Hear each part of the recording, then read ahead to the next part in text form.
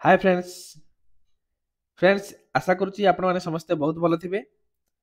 तो आमे आज देखिबा अष्टम श्रेणी साहित्य बही थिबा वृक्ष महात्म्य कवितार प्रश्न उत्तर। आमे एही पूर्व क्लास रे एही जो वृक्ष महात्म्य अछि एही पाठटी हमरा समस्ते सारमर्म बुझी जाइतिले एवं आज आमे एहार प्रश्न उत्तर को आलोचना करिबा। आपण माने मध्य वीडियोटी को आरंभ शेष जाए देखंतु, ता सहित सांग मान पाखु मध्य शेयर कर दियंतु एवं चैनल को मध्य सब्सक्राइब कर दियंतु। काहेकि ना एही चैनल रे हमर समस्त प्रकार प्रश्न उत्तर सहित विभिन्न प्रकार समस्त पाठ को आमे एही अति सहज रे बुझी पारिबा एही चैनल रे। तो सेति पई सांग मान मध्य शेयर कर दियंतु। तो चलंतु आमे आलोचना करिबा। प्रथम प्रश्न कहिछि ओडिया भागवतर रचयिता किए? आपण माने समस्त जानिचंती ओडिया भागवत रचयिता होचंती जगन्नाथ दास। जगन्नाथ दास होचंती ओडिया भागवत रचयिता। ख नंबर कवि जगन्नाथ दास केउ शताब्दी रे जन्म ग्रहण करिथिले? कवि जगन्नाथ दास पंचदश शताब्दी रो शेषार्ध रे जन्म ग्रहण करिथिले। ग नंबर कहिछि ओडिया भागवतर केउ स्कंदरु वृक्ष महात्म्य कविताटी अणा जाइछि? ओडिया भागवतर दशम स्कंदर गोपलीला अंतर्गत त्रयोविंश अध्याय वृक्ष महात्म्य कविताटी अणा जाइछि। मन रखंतु दशम स्कंदर गोपलीला अंतर्गत त्रयोविंश अध्याय, त्रयोविंश कहले केते 23तम अध्याय एटा अणा जाइछि। केउमानक आगरे श्रीकृष्ण वृक्षर महिमा कथा कहूतिले? केउमानक आगरे गोप बालक मानकर बा गोपाल बालक मानक आगरे श्रीकृष्ण वृक्षर महात्मा कथा बा महिमा कथा कहूतिले। जमुना विषय रे कौन कुहा जाइछि? जमुना विषय रे जमुनार शीतल जल नरहरि पान कले बोली कुहा जाइछि। अच्छा पिले पान कले कहले कौन बुझ? पान कहले पीबा। नरहरि के? नरहरि होचंती कृष्ण। जमुनार ठंडा जल को बा शीतल जल को श्रीकृष्ण पान कले बोली कुहा जाइछि। तापर आमे देखिबा 2 नंबर प्रश्न। क नंबर कहिछि श्रीकृष्णकर नाम दामोदर होइछि। एहार कारण कौन? देखंतु दामर अर्थ पिला माने कौन? दामर अर्थ होची दौड़ी एवं उदर अर्थ होची पेट। पिला दिने श्रीकृष्ण कौन करथिले? भारी अमान्या हेथिले। से अमान्या श्रीकृष्ण को माता जशोदा थरे दौड़ी रे बांधी देथिले। हैला ना? माता जशोदा कौन करथिले? थरे दौड़ी रे बांधी देथिले, जहा द्वारा श्रीकृष्णकर शरीर रे सेही दौड़ी रो चिन्ह रहि जाइथिला। एही कारणरू श्रीकृष्णकर अन्य नाम कौन हैला? दामोदर। बुझी पारल? अच्छा। ख नंबर गोप बालक माने दुख अनुभव करुथिले काहेकि? काहेकि ना गोप बालक माने बनरे धेनु चराउथिले।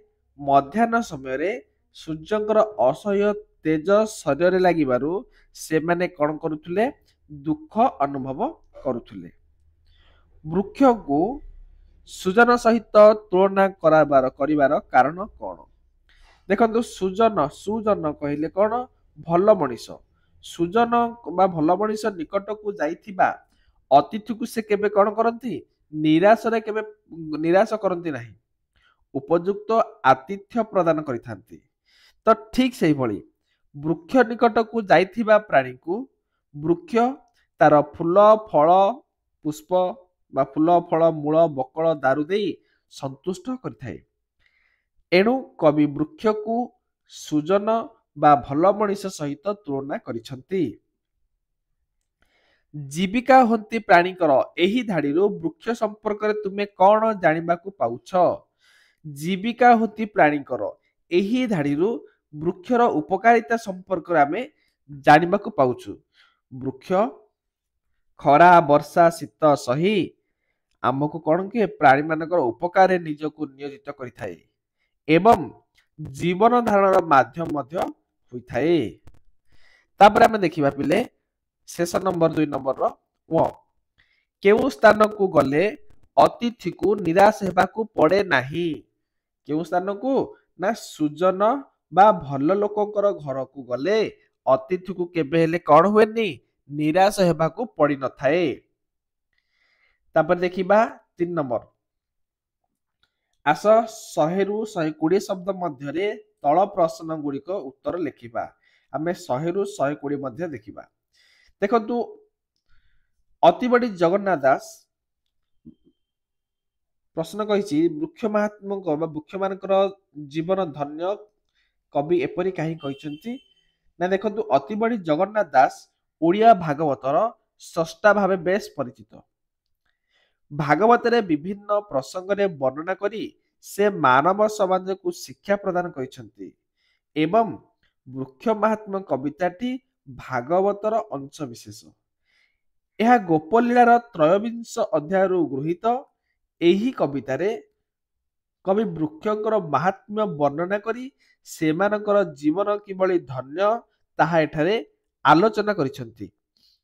ଏକଦା ଶ୍ରୀକୃଷ୍ଣ ଗୋପବାଳକମାନଙ୍କ ସହିତ ବନରେ ଗୋରୁ ଚରାଉଥିବା ବେଳେ ଗ୍ରୀଷ୍ମ ତାପରୁ ରକ୍ଷା ପାଇ ଗୋଟିଏ ବୃକ୍ଷର ସୁଶୀଳ ଛାୟା ତଳେ ବସିଛନ୍ତି। ସେ ଗୋପବାଳକମାନଙ୍କୁ ବୃକ୍ଷର ମାହାତ୍ମ୍ୟ କଥା ବୁଝାଇଛନ୍ତି। ବୃକ୍ଷମାନଙ୍କର ପରୋପକାରିତା ସୂଚନା ଦେଇ କବି ଶ୍ରୀକୃଷ୍ଣଙ୍କ ମୁଖରେ ସେମାନଙ୍କର ଧନ୍ୟ ଜୀବନ ଧନ୍ୟ ବୋଲି କହିଛନ୍ତି। ବୃକ୍ଷ ସୁଜନମାନଙ୍କର ସ୍ୱଭାବ ଭଳି ନିଜକୁ ଅନ୍ୟମାନଙ୍କର ସୁଖ ବିଧାନ ପାଇଁ ସମର୍ପିତ କରିଥାଏ। ସେ ଶୀତ ବର୍ଷା ଗ୍ରୀଷ୍ମର ତାପ ନିଜେ ସହ୍ୟ କରି ଅନ୍ୟମାନଙ୍କୁ ସୁଖ ବିତରଣ କରେ। ପ୍ରାଣୀମାନଙ୍କର ଜୀବନ ଧାରଣର ସହାୟକ ହୋଇଥିବାରୁ ବୃକ୍ଷର ଜୀବନ ଧନ୍ୟ। କାରଣ ଉପକାର ପରୋପକାର ସାଧନ କବିଙ୍କ ବିଚାରରେ ଏକ ପୁଣ୍ୟ କର୍ମ।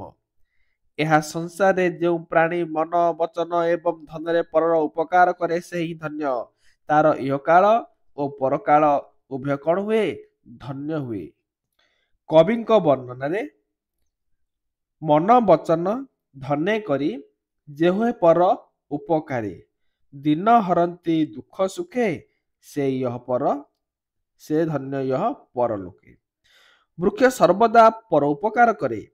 ତା ନିକଟରେ କାହାରି ପ୍ରତି କାର୍ପଣ୍ୟ ନଥାଏ। ସେ ପତ୍ର ଫୁଲ ଫଳ ଛାଇ ମୂଳ ବକଳ କାଠ ଅଙ୍ଗାର ଭସ୍ମ ଅଠା ଇତ୍ୟାଦି ଗୃହକୁ କଣ କରନ୍ତି? ତା ସହିତ ଉପଯୁକ୍ତ କଣ୍ଟା ଦେଇ ପର ଉପକାର କରନ୍ତି। ତେଣୁ ତାର ଏହି ତ୍ୟାଗ ପାଇଁ ସେ କଣ ହୁଏ? ଧନ୍ୟ ହୋଇଥାଏ। ଏ ଥିଲା ପିଲେ ଆପଣ ମାନଙ୍କର କ ନମ୍ବର। ତାପରେ ଆମେ ଦେଖିବା ଖ ନମ୍ବର। ଖ ନମ୍ବର କହିଛି କଣ? ଅବିଚାରିତ ଭାବରେ ବୃକ୍ଷ ଛେଦନ ଫଳରେ ସମାଜରେ କି ପ୍ରତିକ୍ରିୟା ଘଟୁଛି? ସତ କଥା ପିଲାମାନେ, ଦେଖନ୍ତୁ, ମନ ଇଚ୍ଛା ବର୍ତ୍ତମାନ ଲୋକମାନେ କଣ କରୁଛନ୍ତି? ସମାଜରେ ମନ ଇଚ୍ଛା ଗଛ କାଟୁଛନ୍ତି, ଯାହା ଫଳରେ ଆମ ସମାଜର ବହୁତ ପ୍ରକାର କ୍ଷତି ହଉଛି। ଆମେ ଦେଖିବା ଏବେ କି କ୍ଷତି ହଉଛି। ଚାଲନ୍ତୁ, ଓଡ଼ିଆ ସାହିତ୍ୟର କବି ଜଗନ୍ନାଥ ଦାସ ଜଣେ ଭକ୍ତ କବି ରୂପେ ପରିଚିତ। ତାଙ୍କ ରଚିତ ଭାଗବତ ଓଡ଼ିଆ ଜାତିର ଅମୂଲ୍ୟ ସମ୍ପଦ। ଏହି ଗ୍ରନ୍ଥରେ ସେ ଓଡ଼ିଆ ଜନଜୀବନକୁ ନୀତି ଶିକ୍ଷା ପ୍ରଦାନ କରିବା ନିମନ୍ତେ ଅନେକ ଅମୂଲ୍ୟ କଥା ଏବଂ ମାହାତ୍ମ୍ୟର ବର୍ଣ୍ଣନା କରିଛନ୍ତି। କବିଙ୍କର ରଚିତ ଭାଗବତର ଦଶମ ସ୍କନ୍ଦ ଅନ୍ତର୍ଗତ ଏ ପ୍ରସଙ୍ଗଟି ବୃକ୍ଷ ମହାତ୍ମା କବିତାଟି କବିତାର ପ୍ରାଣକେନ୍ଦ୍ର। ଉକ୍ତ କବିତାରେ ବୃକ୍ଷର ମାହାତ୍ମ୍ୟ ବର୍ଣ୍ଣନା କରି କବି ମାନବ ଜାତିକୁ ମହାନ ଶିକ୍ଷା ଦେଇଛନ୍ତି। ଅବିଚାରିତ ଭାବରେ ବୃକ୍ଷ ଛେଦନ ଫଳରେ ସମାଜରେ କି ପ୍ରକାର କ୍ଷତି ଘଟୁଛି ତାହାକୁ ନିମ୍ନୋକ୍ତ ରୂପେ ବର୍ଣ୍ଣନା କରାଯାଇପାରେ। ଦେଖନ୍ତୁ କଣ ହେଇଛି? ଏକ ସୁସ୍ଥ ପରିବେଶରେ ସମାଜର ଅଶେଷ ଉପକାର ସାଧନ ହୁଏ। ସୁସ୍ଥ ପରିବେଶ ଗଠନ ନିମନ୍ତେ ସବୁଜ ବନାନୀର ଆବଶ୍ୟକତା ଅନସ୍ୱୀକାର୍ଯ୍ୟ ହୋଇଥାଏ। ପ୍ରାଣୀ ଓ ଉଦ୍ଭିଦ ପରସ୍ପର ନିର୍ଭରଶୀଳ ହୋଇଥିବାରୁ ବୃକ୍ଷଲତା ବିନା ପ୍ରାଣୀ ଜଗତ ତିଷ୍ଠି ରହିବା ଅସମ୍ଭବ। ତେଣୁ ଆମ୍ଭେମାନେ ବୃକ୍ଷର ସଂରକ୍ଷଣ ଦିଗରେ ଯତ୍ନବାନ ହେବା ଉଚିତ। ବର୍ତ୍ତମାନ ଅବିଚାରିତ ଭାବରେ ବୃକ୍ଷ ଛେଦନ କରାଯାଉଥିବାରୁ ସମାଜର ବିଭିନ୍ନ କ୍ଷତି ହେଉଛି। ବୃକ୍ଷଲତା ଆମର ବନ୍ଧୁ। ଏହା ଆମକୁ ଖାଦ୍ୟ ଜାଳେଣୀ ଆସବାବପତ୍ର ଗୃହ ଉପକରଣ ଆଦି ଯୋଗାଇଥାଏ। ବର୍ତ୍ତମାନ ବୃକ୍ଷ ଛେଦନ ହେତୁ କଣ ହୁଏ? ଆମ୍ଭେମାନେ ଏସବୁର ସମ୍ପଦ ପାଇବାରୁ ବଞ୍ଚିତ ହେଉଛୁ। ଏହା ପରିବେଶ ଉପରେ କୁପ୍ରଭାବ ପକାଉଛି। ବୃକ୍ଷମାନେ ପରିବେଶର ସୁରକ୍ଷା ସହିତ ମୃତ୍ତିକା ସଂରକ୍ଷଣ, ତାପରେ ମୂଳ, ବକଳ, ଅଠା, କ୍ଷାର, ଅଙ୍ଗାର, ଭସ୍ମ, ତା ସହିତ ଗୃହ ଉପଯୋଗୀ କଣ୍ଟା ଇତ୍ୟାଦି ଦେଇ ପର ଉପକାର କରିଥାଏ। ତେଣୁ ତାର ଏହି ତ୍ୟାଗ ପାଇଁ ସେ କଣ ହୁଏ? ଧନ୍ୟ ହୋଇଥାଏ। ତାପରେ ଆମେ ଦେଖିବା ପିଲେ ଗ ନମ୍ବର, ବୃକ୍ଷମାନେ ପରର ଉପକାର କିପରି କରନ୍ତି? ଓଡ଼ିଆ ସାହିତ୍ୟରେ କବି ଜଗନ୍ନାଥ ଦାସଙ୍କ ରଚିତ ଭାଗବତ ଏକ ଲୋକଶିକ୍ଷାମୂଳକ ସୃଷ୍ଟି। ମାନବ ସମାଜକୁ ନାନାବିଧ ଉଚ୍ଚାଭାବମୂଳକ ଶିକ୍ଷାଦାନ କରିବାରେ କବି ବିଭିନ୍ନ ପ୍ରସଙ୍ଗ ବର୍ଣ୍ଣନା କରି ଭାଗବତକୁ ବିଶେଷ ଲୋକପ୍ରିୟତା କରାଇଛନ୍ତି।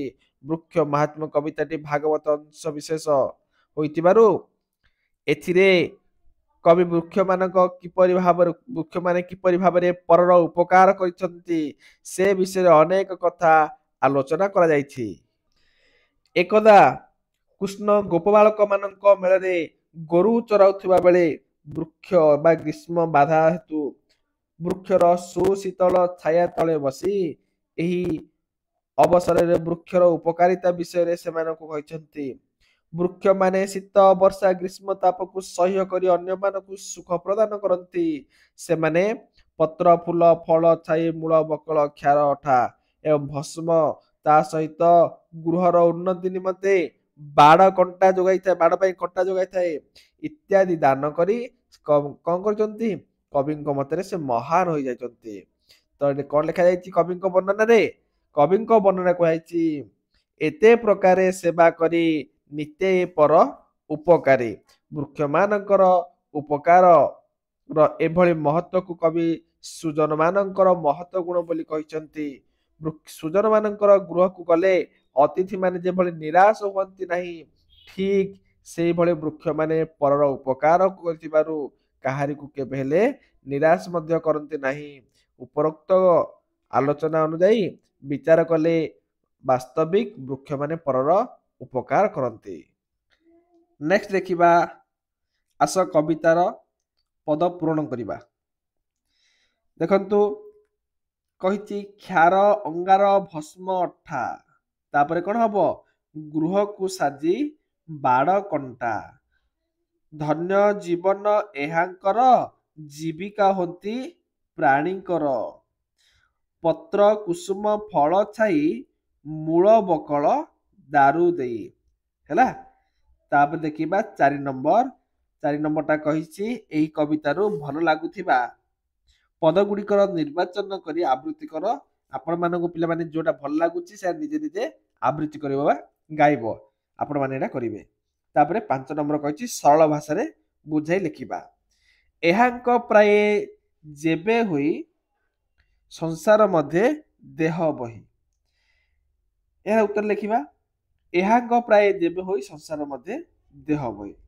ସଂସ୍କୃତ ପଦ୍ୟାଂଶଟି ଭକ୍ତ କବି ଜଗନ୍ନାଥ ଦାସଙ୍କର ସର୍ବଶ୍ରେଷ୍ଠ ଓଡ଼ିଆ ସାହିତ୍ୟ କୃତି, ଯାହାକି ଓଡ଼ିଆ ଭାଗବତର 10ମ ସ୍କନ୍ଧ ଗୋପଲୀଳା ଅନ୍ତର୍ଗତ ତ୍ରୟୋବିଂଶ ଅଧ୍ୟାୟର ବୃକ୍ଷ ମାହାତ୍ମ୍ୟ କବିତାର ଉଦ୍ଧୃତ।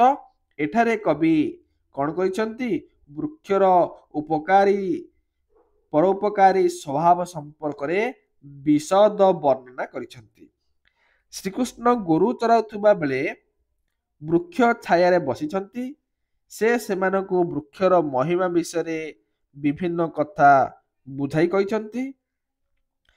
ସୁଜନ ମାନଙ୍କର ପରୋପକାରିତା ଭଳି ବୃକ୍ଷର ମହତ୍ଵ ଗୁଣ ରହିଛି ବୋଲି ଗୋପବାଳକ ମାନଙ୍କୁ କୃଷ୍ଣ ଜଣାଇଛନ୍ତି।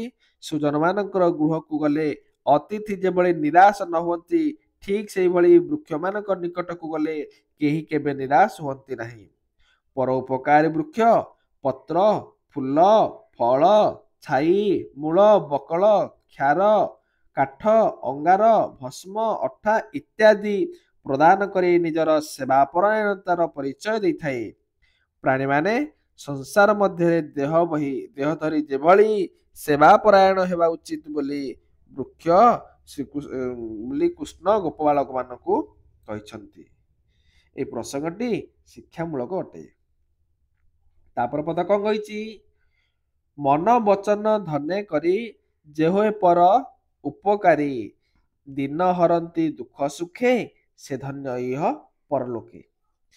देख पिले उक्त पद्यांशटी अति बड़ी जगन्नाथ दासଙ୍କର ଶ୍ରେଷ୍ଠ ସର୍ବଶ୍ରେଷ୍ଠ ସାହିତ୍ୟ କୃତି ଓଡ଼ିଆ ଭାଗବତର ଦଶମ ସ୍କନ୍ଦ ଅନ୍ତର୍ଗତ ଗୋପଲୀଳା ର ତ୍ରୟୋବିଂଶ ଅଧ୍ୟାୟର ବୃକ୍ଷ ମାହାତ୍ମ୍ୟ କବିତାର ଉଦ୍ଧୃତ ହୋଇଛି। ଏଠାରେ କବି ଶ୍ରୀକୃଷ୍ଣଙ୍କର ମାଧ୍ୟମରେ ବୃକ୍ଷର ମହିମା ଗାନ କରିବା କଥା ବା ତା ସହିତ ମହତ୍ ଜନଙ୍କର ଗୁଣାବଳୀ ଆଲୋଚନା କରିଛନ୍ତି। ଗୋପ ବାଳକ ମାନଙ୍କ ମେଳରେ ଶ୍ରୀକୃଷ୍ଣ ଗୋରୁ ଚରାଉଥିବା ବେଳେ ବୃକ୍ଷର ସୁଶୀତଳ ଛାୟାରେ ବସି ବୃକ୍ଷର ପରୋପକାରିତା ଗୁଣ ସମ୍ପର୍କରେ ସେମାନଙ୍କୁ ବୁଝାଇବାକୁ ଯାଇ କୃଷ୍ଣ କହିଛନ୍ତି ଯେ ସଂସାରରେ ପରୋପକାର ହିଁ ଧନ୍ୟ। ଯେଉଁ ପ୍ରାଣୀମାନେ ମନ ବଚନ ଓ ଧନରେ ପରୋପକାରୀ ହୁଅନ୍ତି ସେମାନେ ସୁଖ ଦୁଃଖରେ କାଳ କାଟିବା ସହିତ ଇହ ଜନ୍ମ ଏବଂ ପରଜନ୍ମରେ କଣ ହୋଇଥାନ୍ତି? ଧନ୍ୟ ହୋଇଥାନ୍ତି। ହେଲା, ତାପରେ ଆମେ ଦେଖିବା ପିଲେ 6 ନମ୍ବର ପ୍ରଶ୍ନ। 6 ନମ୍ବର କହିଛି ପିଲେ ନିମ୍ନଲିଖିତ ନାମ ମାନଙ୍କ ମଧ୍ୟରେ ଯେଉଁଗୁଡ଼ିକ କୃଷ୍ଣଙ୍କର ସଖା ନୁହେଁ ତାହାକୁ ବାଛିକି ଲେଖିବା। ସଖା ଯିଏ ନାହିଁ ତାକୁ ଲେଖିବା। ଶ୍ରୀଦାମ, ସୁବଳ, ଭୀମ, ଅର୍ଜୁନ, ପ୍ରାସୁ, ଅଂଶୁ, ବଜ୍ରହସ୍ତ, ଦେବପ୍ରସ୍ଥ। ଏମାନଙ୍କ ଭିତରୁ କୋଉଟା ନାହିଁ ନା ଭୀମ ତ କବିତାରେ ଦିଆଯାଇନି, ତାହେଲେ ଭୀମ ହବନି, ପ୍ରାସୁ ହବନି ଏବଂ ବଜ୍ରହସ୍ତ ମଧ୍ୟ ହବନି। ଏଇଗୁଡ଼ିକ ଶ୍ରୀକୃଷ୍ଣଙ୍କର ସଖାଙ୍କର ନାମ ନୁହେଁ। ତାପରେ ଦେଖିବା 7 ନମ୍ବର। 7 ନମ୍ବର କହିଛି ତଳେ ଦିଆଯାଇଥିବା ଶବ୍ଦ ଗୁଡ଼ିକର ଅର୍ଥ ସେମାନଙ୍କ ଡାହାଣ ପଟରେ ଥିବା ବନ୍ଧନୀ ମଧ୍ୟରୁ ବାଛି ଲେଖ। ସେ କହିଛି ଘର୍ମ, ଘର୍ମ କହିଲେ ବ୍ରାକେଟ ଭିତରେ କଣ ଦେଇଥିବ ବନ୍ଧନୀ ଭିତରେ? ବର୍ଷା, ଝାଳ, ଲାଳ, ଚମଡ଼ା। ବର୍ଷା ଘର୍ମ କହିଲେ ଝାଳ, ଦାରୁ କହିଲେ କାଠ, ଦିଅନ୍ତି କହିଲେ ଦିଅନ୍ତି। ତାପରେ କହିଛି 8 ନମ୍ବର କହିଛି ମହତ୍ ଶବ୍ଦରେ ତ୍ୱ ପ୍ରତ୍ୟୟ ଯୋଗ କରି ଶବ୍ଦଟି ଯେମିତି ମହତରେ ତ୍ୱ ଲଗେଇଲେ କଣ ମହତ୍ଵ, ସେଇଭଳି ନିମ୍ନଲିଖିତ ଶବ୍ଦ ମାନଙ୍କରେ ତ୍ୱ ପ୍ରତ୍ୟୟ ଯୋଗ କରି ନୂତନ ଶବ୍ଦଟିକୁ ବାଛି ଲେଖିବା। ଯେମିତି କି କହିଛି କଣ ଗୁରୁ, ଗୁରୁରେ ତ୍ୱ ଲଗେଇବା ଗୁରୁତ୍ୱ, ସତ୍ ଯୁକ୍ତ ତ୍ୱ ସତ୍ୱ, ଦୂର ଯୁକ୍ତ ତ୍ୱ ଦୂରତ୍ୱ, ବିଶେଷ ଯୁକ୍ତ ତ୍ୱ ବିଶେଷତ୍ୱ ଏବଂ କ୍ଷୁଦ୍ର ଯୁକ୍ତ ତ୍ୱ କ୍ଷୁଦ୍ରତ୍ୱ, ସ୍ୱଯୁକ୍ତ ତ୍ୱ ସ୍ୱତ୍ୱ, ଏମିତି ଲେଖିବା। ତାପରେ କଣ କହିଛି 9 ନମ୍ବର ବନ୍ଧନୀ ମଧ୍ୟରୁ ଠିକ ଶବ୍ଦକୁ ବାଛି ଲେଖ। ମନ ବଚନ ଡେସ୍ କରି, ମନ ବଚନ ଧନେ କରି, ଯେ ହୁଏ ପର ଉପକାରୀ। ଏଠି ଲେଖିବ ଧନ ଧନେ, ଆଉ ଲେଖିବେ ପର। ତାପରେ କହିଛି କଣ ଶୀତ ବରଷା ଘର୍ମ ଦୁଃଖ, ଘର୍ମ ଏଠି ଦବ ଘର୍ମ, ଏ ଘର୍ମଟା ଲେଖିବ। ସହି ଆମ୍ଭଙ୍କୁ, ଏଠି ଆମ୍ଭକୁ ଲେଖିବ, ଆମ୍ଭଙ୍କୁ ସହି ଆମ୍ଭକୁ ଦିଅନ୍ତି ସୁଖ, ଡେସ୍ ଲେଖିଦେବେ। ତାପରେ 10 ନମ୍ବର ଦେଖିବା। 10 ନମ୍ବର ଅର୍ଥ ଗୁଡ଼ିକ ପାଖ କୋଠରେ ଲେଖ। କହିଛି ନିଧାଗ ରବି ତେଜ ଲାଗି, ଝୁରୁଚି ମୁହିଁ ପୁତ୍ର ଲାଗି। ତ ଲେଖ ନିଧାଗ ରବି ତେଜ ଲାଗି କହିଲେ କଣ ହବ? ଲାଗି ଅର୍ଥ ହଉଛି ସ୍ପର୍ଶରେ, ସ୍ପର୍ଶରେ ଆସିବାରୁ ଏଠି କୁହାଯାଇଛି। ଝୁରୁଚି ମୁଇଁ ପୁତ୍ର ଲାଗି, ଏଠି ଲାଗି କହିଲେ ନିମନ୍ତେ ଅର୍ଥରେ, ନିମିତ୍ତ ଅର୍ଥରେ ଲାଗି। ଦେଖ ଲାଗି ଅଛି, ଲାଗି ଦିଟା ଲାଗି ଅଛି। ଗୋଟେ ଲାଗି କଣ ଅଛି? ଗୋଟେ ହଉଛି କଣ ସ୍ପର୍ଶରେ, ନିଧାଗ ରବି ତେଜ ଲାଗି। ତେଜ କହିଲେ ଲାଗୁଛି, କଣ ଲାଗୁଛି? ତେଜଟା ଗରମ ଲାଗୁଛି, ଲାଗିବା ଅର୍ଥରେ, ସ୍ପର୍ଶ ଅର୍ଥରେ ଲାଗୁଛି। ଆଉ ଗୋଟେ କହିଛି ପୁତ୍ର ଲାଗି, ଏ ଲାଗି ଅର୍ଥ କଣ? ନିମନ୍ତେ। ମିଳିଲେ ଯମୁନାର ଲାଗେ, ସତ୍ୱେ ଧନ କର୍ମେ ଲାଗେ। ଦେଖ ମିଳିଲେ ଯମୁନା ଲାଗେ, ଏଇଥିରେ କଣ ହଉଛି? ଲାଗେ ଅର୍ଥ କଣ? ଯମୁନାର ଲାଗେ, ଯମୁନାର କୂଳରେ ବା ତଟରେ, ଯମୁନା ନଦୀର ତଟରେ। ଏବଂ ଏଇଠି ଲାଗେ କହିଲେ ସତ୍ୱେ ଧନ କର୍ମେ ଲାଗେ, ଏଇଠି ଲାଗିବା ଅର୍ଥ ବିନିଯୋଗ ଅର୍ଥରେ ବା ବ୍ୟବହାର କରିବା ଅର୍ଥରେ। ଏଥିରେ 10 ନମ୍ବର। ବର୍ତ୍ତମାନ ଆମେ ଦେଖିବା 11 ନମ୍ବର। 11 ନମ୍ବର କହିଛି ପ୍ରତିଶବ୍ଦ ଲେଖ। ସୂର୍ଯ୍ୟର ପ୍ରତିଶବ୍ଦ, ରବିର ପ୍ରତିଶବ୍ଦ, ଯେମିତି ସୂର୍ଯ୍ୟ, ଭାସ୍କର, ଦିନକର, ଏମିତି ଯୋଉଟା ମଧ୍ୟ ଲେଖିପାରିବ। ବୃକ୍ଷ କଣ ହବ? ବୃକ୍ଷର କଣ ହବ? ତରୁ, ଗଛ। ଆଉ କଣ ପୁଷ୍ପ କହିଛି? ପୁଷ୍ପର ଫୁଲ, କୁସୁମ। ଆଉ କଣ ଫଳ କହିଛି? ପଲ୍ଲବ, ପଲ୍ଲବ କହିଲେ ପତ୍ର। ଏମିତି ଆପଣ ମାନେ ଲେଖିପାରିବେ। ପିଲାମାନେ ବର୍ତ୍ତମାନ ଆମେ ସମସ୍ତ ପ୍ରଶ୍ନ ଉତ୍ତରକୁ ଆଲୋଚନା କଲେ। आशा करुच्ची आपण मानक भिडियोटी बहुत भल लगी जदि भिडियोटी भल लगी ना ताहले भिडियो गोटे लाइक करदे एवं चैनल को आमर सब्सक्राइब करदे ता सहित सांग मान पाखु शेयर करदे एमती जदि नुआ नुआ भिडियो आपण मैंने देखा पाइबे। तो चलतु भिडियो को एटी शेष करवा।